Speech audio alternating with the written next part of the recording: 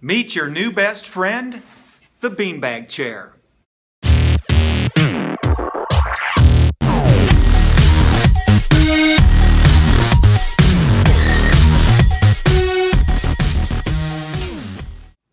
Beanbag chairs are a useful thing to have in a special needs ministry classroom, or if you're a parent, to have them at home. And I can think of about 7 things that you can strengthen in a child on the autism spectrum or with ADHD or whatever special needs by using beanbag chairs.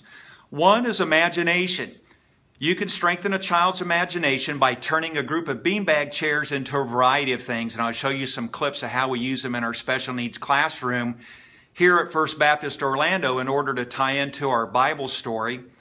You can work on turn taking, cooperation, following directions, waiting, attending to people in the environment, and referencing people in the environment. One of those just simply means to have an awareness of the people around you, and the other one, attending, means to focus on the people that are around you. All great skills to work on, especially with kids on the autism spectrum or ADHD. So let me show you how we use them in our special needs classroom, and parents give you some ideas of how you can adapt them to use in your home. Here's an example of how you can use beanbags to strengthen cooperation. You simply use 2, possibly 3 learners to move a beanbag to a particular location. You can pretend that the beanbags are heavy boulders just to make it a little bit more dramatic. In this next sequence, I'm simply going to model following instructions.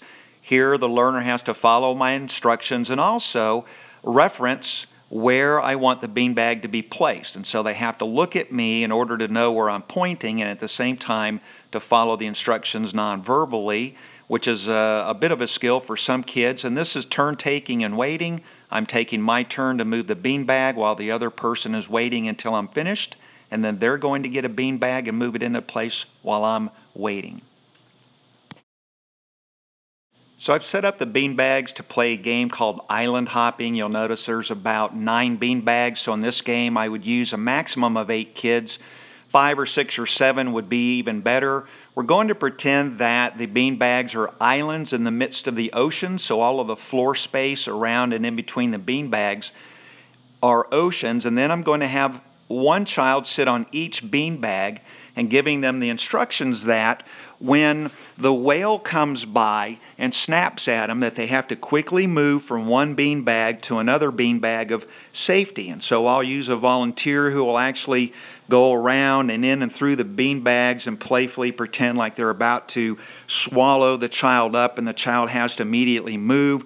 This is a great exercise for kids to work on attending and referencing, looking at people in their environment and where they're at, and then also tracking them in order to play this game well. As far as a Bible story goes, I like to play this particular game in the reference to the Bible story of Jonah and the whale.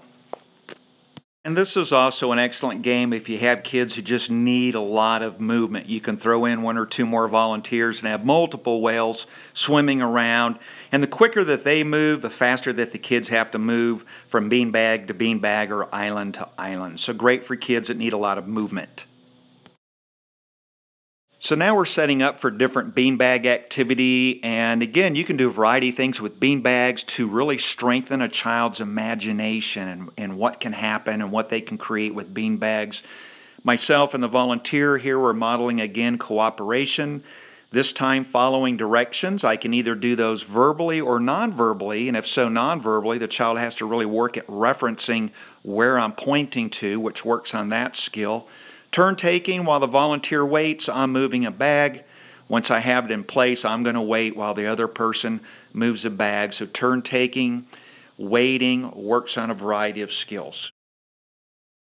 So here's the final product, and again you have to kind of use your imagination. This could be a boat, it could be Noah's Ark, for example. It could be a boat. This could be the boat that Peter stepped out of to walk on the water. This could be the boat where Jonah was thrown off the boat into the ocean. This could be the boat where Jesus calmed the storm. This could be Noah's Ark.